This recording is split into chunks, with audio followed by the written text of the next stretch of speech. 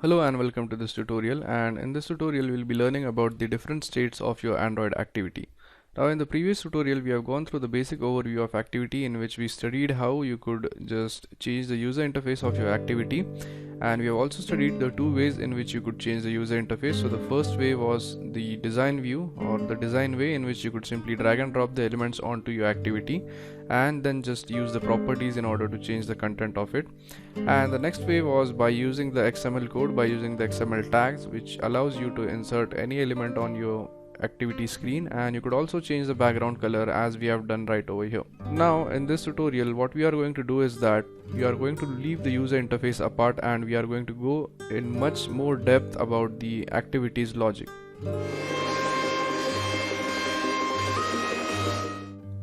Now in this tutorial what we are going to do is that we are going to study the different states of your main activity. So for example, if in the previous tutorial we have ignored this code, and that is because it is a bit difficult to understand this code for a beginner, and in this tutorial what we are going to do is that we are going to go through this code and we are going to understand what some of the code means. So for this tutorial we are going to study the states of an activity.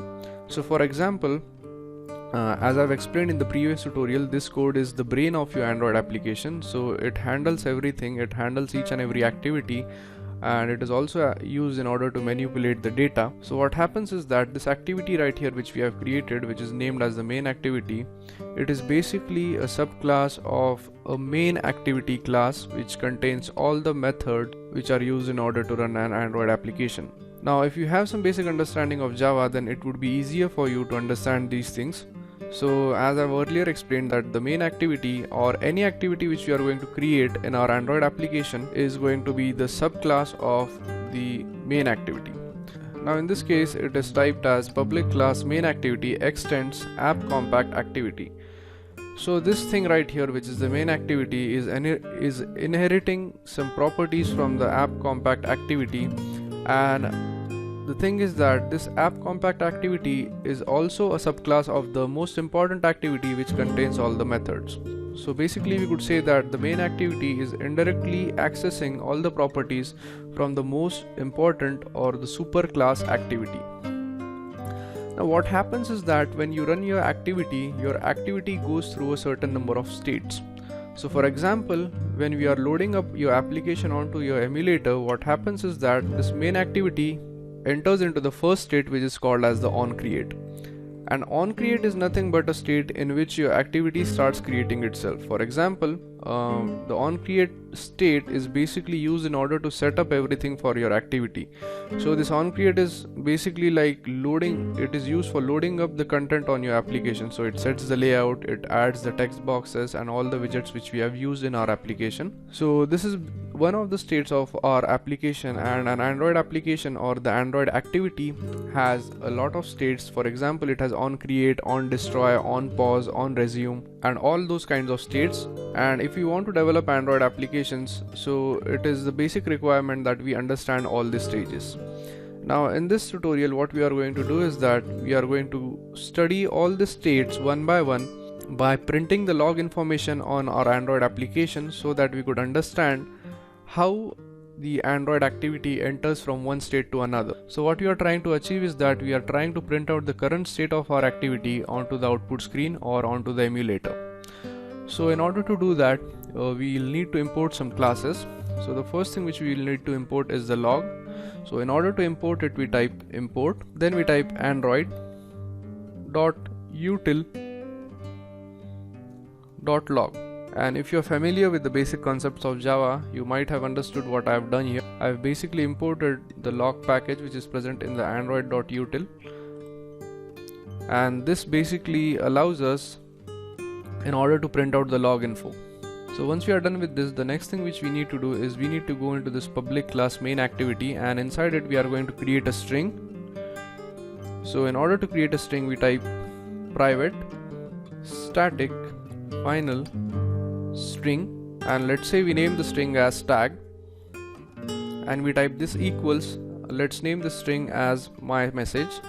So we type my message. Now once we are done with this, the next thing which we do is, as we need to print out the log information in the onCreate method or the onCreate state, so we go inside this onCreate and inside it we type the basic log information. So in order to display out the log information, we type log.I, and it is going to contain two parameters. The first parameter is going to be the string. So in this case we have the string, which is nothing but the tag, and the next thing which we want to print out is the state. So for example, in this case we want to print out onCreate, so we just copy this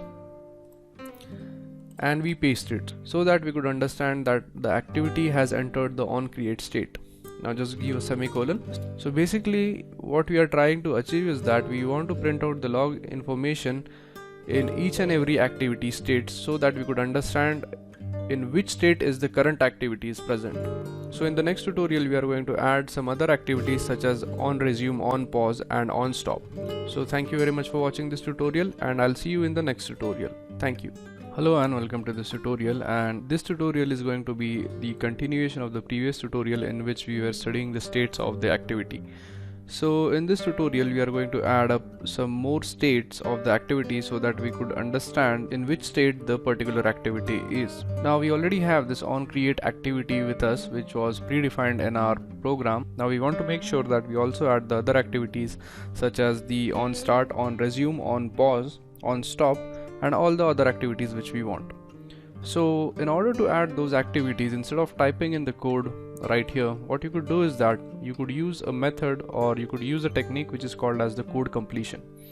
Now in order to use code completion, you simply click on the place where you want to insert your code and hold the Alt key on your keyboard and simply press insert. So once you click that, you are going to get a set of options which will paste some code depending upon your selection.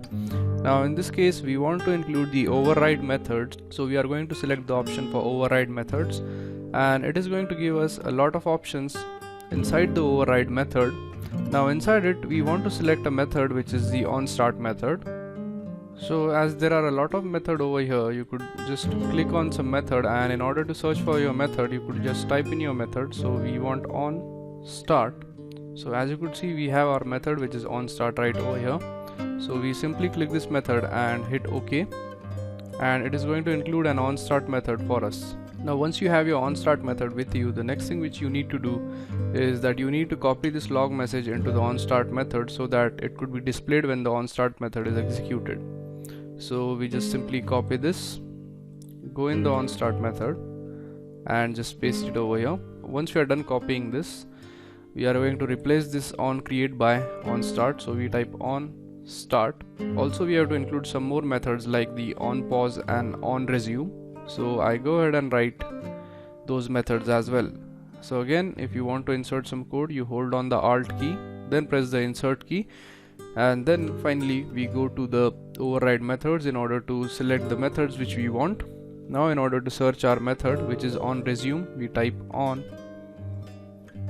onResume, and if you go a few lines down here you could find the onResume method. So click OK, and let's import other such methods by using the same technique. So the next method which we want to import is the onPause. Again, Alt insert, override methods, onPause, click OK.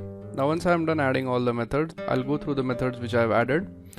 So the first method which we have added is the onStart, then we have added the onResume, then we have added onPause, then we have added the onStop method, then we go to the onRestart, then we go to onDestroy, then we have the two big methods which is onSave instance, that is going to save the instances for us, and then also in order to restore the instances we have onRestore instance state. So make sure that you add up all these things or all these methods into your application. Now the next thing which we want to do is we want to copy this log message and we want to paste the log message in each and every method. So just copy it and make sure that you have the proper message with it. So for example, instead of this onStart we are going to have onResume, and make sure that you make the same change in each and every method right here so that we are able to identify these methods correctly. So once you're done adding the log messages to all your methods, your code is going to look like this. So we have the method, then we have added the log message, and inside the log message we have replaced the message by the name of the method.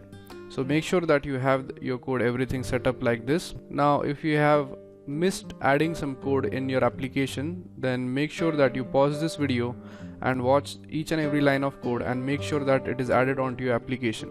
So basically we have added our code from here. So the first method which we have added is onStart, and we go on adding the methods, and our last method which we have added is the onRestore instance state. Now once you are done writing the code in your application, you go to the main.xml and you simply run your application by clicking on this button, and your emulator is going to start for you. So as you could see, our app has successfully been launched into the emulator, but the main thing is that we needed to keep an eye on the log messages which we have printed out, and those log messages are going to be displayed into this console right here. But the thing is that it is going to display each and every event which occurs on the emulator, but we actually want the messages which we have printed out. So if you could notice, there are some of the messages like onCreate and onStart which are displayed in the console, but the thing is that if you don't want the other messages to be displayed, and if you want that only the messages which are displayed by us should be popped up, then you could do that by going into this option and you click on this edit filter configuration, and we are going to create a filter which is used in order to filter out the messages which are only required by us. So we go ahead and create a new filter. Let's name this filter as my filter, and inside the log tag we display the message name which we have used. For example, our message name in this case was my message. So in the log tag we type my message, and when we click OK, as you could see, the only events with the my message tag are going to get displayed. So as you could notice here, the first state of our activity was onCreate, and onCreate basically happens when our application loads up the UI and everything for us. Then we have the onStart, and that is pretty much going to start our application. Then finally we have the onResume state, and onResume state is nothing but when the activity is just present on the phone. So now if you hit the back button, it is going to pause the activity and we get the on pause state, and after the on pause state we get the on stop stage, and in the on stop stage the application completely stops its execution, and finally we have the on destroy state which destroys the resources which are held up by our application. Now what happens if we start our application once again? So we go into the menu, we select our application, and as you could see, the onCreate state has started again, which loads up the layout for us. Then we have the onResume. This time we are not going to click the back button, but instead we are going to click the home button. And when we click the home button, what happens is that the activity enters into the on pause state. So the application is paused for the moment. And then we have on save instance, which is going to save the instance for us. So when we get back to the application, all our data is going to get saved and we could use it. And finally we have the on stop state in which the application stops performing. Now if we again go back and if we open our app, it is going to show us on resume. So that means we have resumed the execution of our application. So those are some different states of our activities.